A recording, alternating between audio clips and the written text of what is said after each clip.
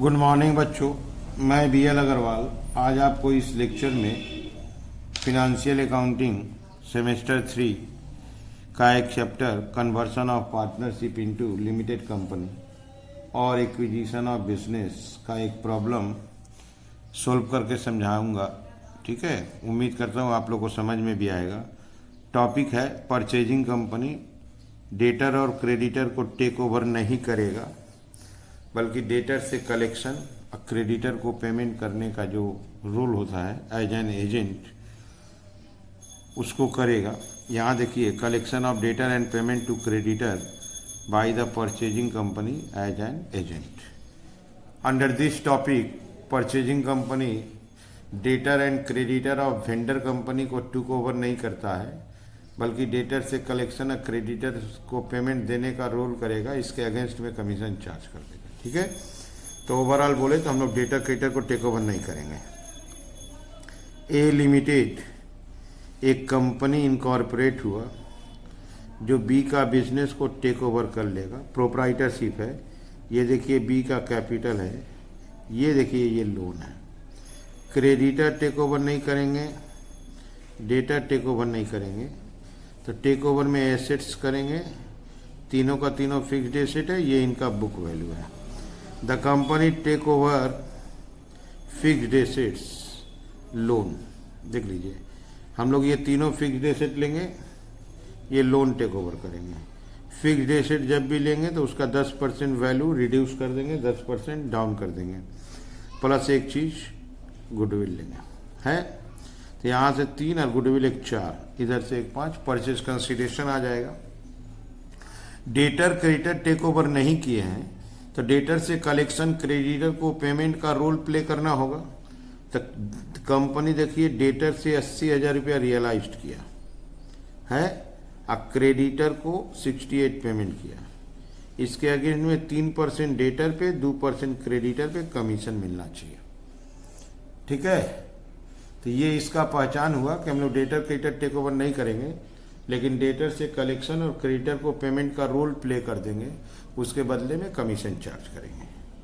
10% preference share देना है इन discharge of loans. वो जो लोन हम लोग टेक ओवर किए थे 1,20,000, उसको कन्वर्ट करके प्रीफरेंस शेयर दे देंगे। ये सारा काम करने के बाद हम लोग अपना लायबिलिटी डिस्चार्ज करेंगे, तो वेंडर को हम लोग 5,440 कैश दे देंगे और जो बचा है वो इक्विटी शेयर 10 ईच का दे देंगे। ठीक है, यहाँ देखिए परचेज कंसिडरेशन का कैलकुलेशन शो करना है, जर्नल एंट्री बनाना है और कंपनी के घर में बैलेंस शीट। तो ये हो गया क्वेश्चन।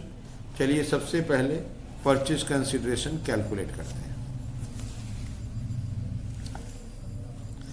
कंप्यूटेशन ऑफ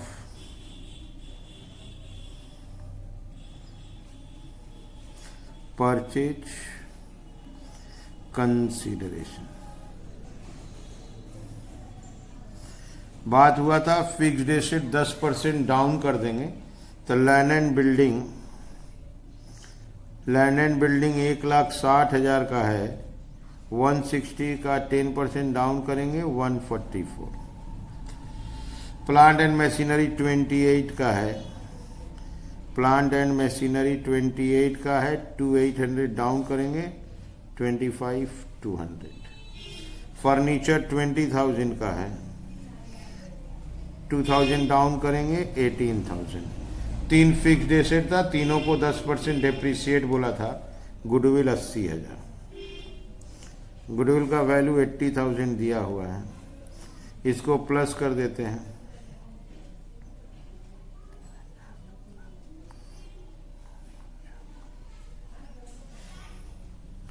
$267,200 और इसमें से माइनस लोन आपका 1,20,000 का है, 147,200। ये हो गया परचेज कंसिडरेशन। परचेज कंसिडरेशन में डेटर क्रेडिटर को लेना नहीं है।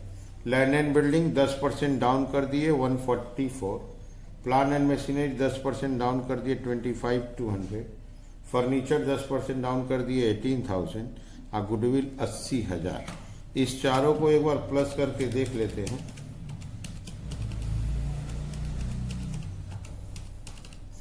इनका टोटल हुआ 267,200 और लोन का रुपया था 1,20,000, 147,200।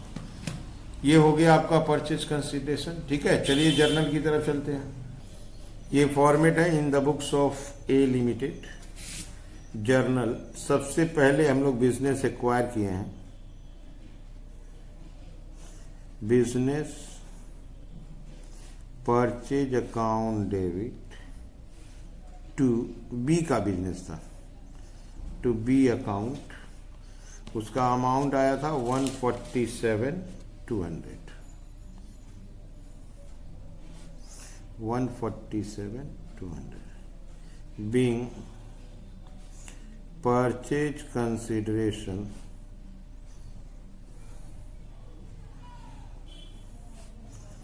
due on acquisition of business। हम लोग किसी का बिजनेस एक्वायर किए, उसके अगेंस्ट में हम लोग एग्री हुए, उसको पेमेंट देंगे, परचेज कंसिडरेशन ड्यू कर दी। ठीक है, तो फर्स्ट एंट्री हो गया business purchase account debit to B, vendor proprietor था बी, उसके नाम से एंट्री कर दी। अब हम लोग को वहां से एसेट्स मिलेगा, बहुत सारा एसेट्स है। Land and building account debit 1,44,000, plant and machinery account debit 25,200, furniture account debit 18,000, goodwill account debit 80,000, to loan account 1,20,000, to business purchase account 147,200। ठीक है, हम लोग उसका बिजनेस एक्वायर किए being sundry assets and liabilities taken over at agreed value. हम लोग बहुत सारा एसेट लाइबिलिटी टेक ओवर किए हैं, वो एग्रीड वैल्यू पे। हम लोग उसका डेटा टेक ओवर नहीं किए हैं, लेकिन डेटर से 80,000 रुपीज कलेक्ट किए हैं। तो bank account debit to vendor, that is B account 80,000 being amount received from debtor on behalf of B। हम लोग बी के बिहाफ में डेटर से पैसा कलेक्ट किए हैं, और क्रेडिटर को 68,000 पेमेंट करेंगे। तो इसी एंट्री को उल्टा कर देते हैं, vendor B account debit 68,000 to bank account 68,000 being amount paid to creditor on behalf of B। B के बिहाफ में क्रेडिटर को पैसा दिए तो बी टू बैंक होगा, क्रेडिटर से कोई मतलब नहीं है। डेटर से पैसा लिए तो bank account debit to vendor होगा। ओके, अब इस काम के अगेंस्ट में हमको कमीशन मिलना चाहिए। डेटर वाले पे 3% 2,400 रुपया, और क्रेडिटर वाले पे 2% 1,360। तो हम लोग वेंडर से कमीशन लेंगे। Vendor B account debit to profit and loss account being commission charged on collection and payment. तो कैसे आया देखिए, पहले 80,000 का डेटर से कलेक्शन हुआ, उसका 3%, क्रेडिटर को पेमेंट के 68, उसका 2%। तो 68 का आपको 2% हुआ 1360, उसका हुआ 2400, ये हो गया 3760। ये हमारा इनकम है, इसलिए उसको प्रॉफिट एंड लॉस अकाउंट में डायरेक्ट ट्रांसफर कर दिए। ओके, तो ये वाला टॉपिक हुआ कि हम आपका डेटर क्रेडिटर टेक ओवर नहीं करेंगे, लेकिन डेटर से पैसा ले लेंगे, क्रेडिटर को पैसा दे देंगे और इस सर्विस के अगेंस्ट में कमीशन चार्ज करेंगे। ठीक है। अब बोला था कि वो लोन जो था, लोन को प्रीफरेंस शेयर दे देना है। लोन आपका 1,20,000 का था, उसको 10% प्रीफरेंस शेयर दे देंगे। तो loan account debit 1,20,000 to 10% preference share capital account to 10% preference share capital account 1,20,000 being issue of preference share against loan. हम लोग लोन के अगेंस्ट में प्रीफरेंस शेयर इशू किए हैं। आपको दिखा देते हैं, क्वेश्चन में ये बात था कि प्रीफरेंस शेयर इशू कर देना है। ये देखिए 10% प्रीफरेंस शेयर इशू कर देना है, डिस्चार्ज ऑफ लोन। सारा काम हो चुका है। वेंडर को ये 5,440 कैश देना है, अब बाद बाकी शेयर देना है। तो आपको वेंडर का हिसाब करना होगा। वेंडर का हिसाब देखिए, यहाँ देखिए, सबसे पहले बी क्रेडिट था 147,200। इसके बाद फिर से देखिए बी 80,000 क्रेडिट हो गया प्लस माइनस 68,000। ओके, और फिर लास्ट में माइनस हुआ 3760। तो बी का हिसाब आया 155,440। B account debit 155,440 to cash या बैंक अकाउंट 5,440 बोला हुआ है। अब बाद बाकी to equity share capital account 1,50,000 being cash paid to B and issue of equity share for satisfaction of claim। ठीक है, उस क्लेम को फुलफिल करने के लिए 5,440 कैश दे दिए, बाद बाकी का शेयर दे दिए। ये हो गया एंट्री। अगर हम लोग चैप्टर के हिसाब से बात करें तो हम लोग 3 एंट्री करते थे, बिजनेस परचेज का, एसेट्स लायबिलिटी टेकन ओवर का, और लास्ट में डिस्चार्ज का। मिडिल में 3 एंट्री बढ़ाए आपको।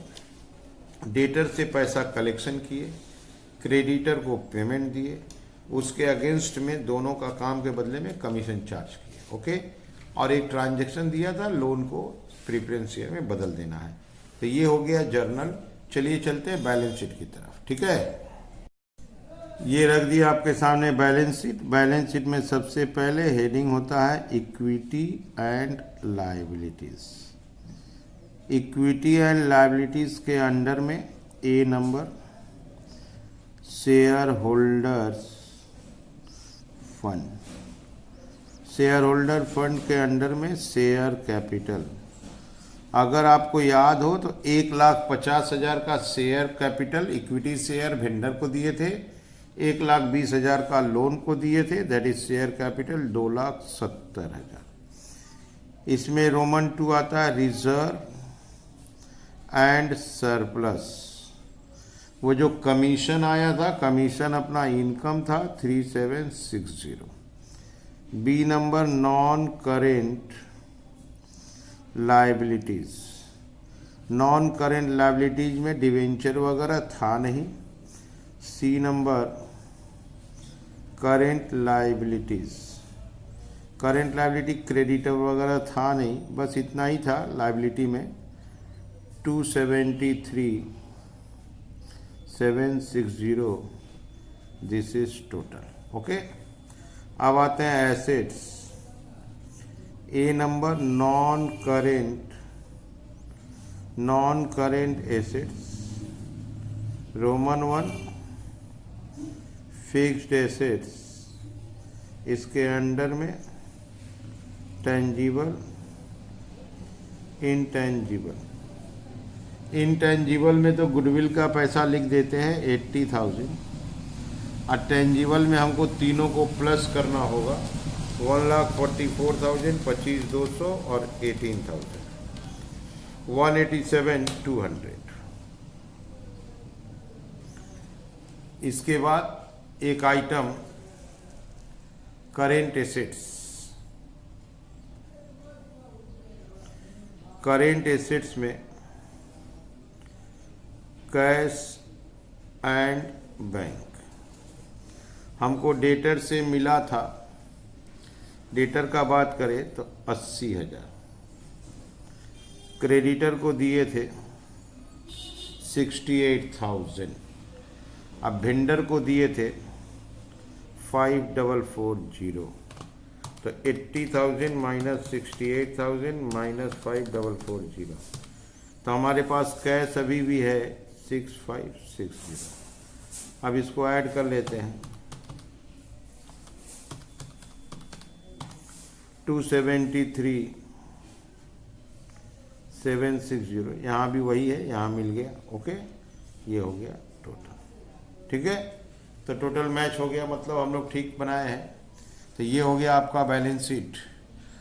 1,50,000 का शेयर कैपिटल वेंडर को दिए थे, 1,20,000 का लोन को दिए थे, 270 कमीशन मेरा इनकम था 3,760, और कोई लायबिलिटी था नहीं। Fixed asset building machine furniture add कर दिए, गुडविल अलग दिए, और जो बैंक कैश आया था उसका नेट कर दिए। ये हो गया आपका बैलेंस शीट। ठीक है, आप लोग वीडियो को पॉज कर लीजिए, क्वेश्चन पहले लिख लीजिए, मेरे साथ धीरे धीरे सोल्व कीजिए, देखिए आपको 100% समझ में आ जाएगा। ठीक है, ओके, थैंक यू, बाय।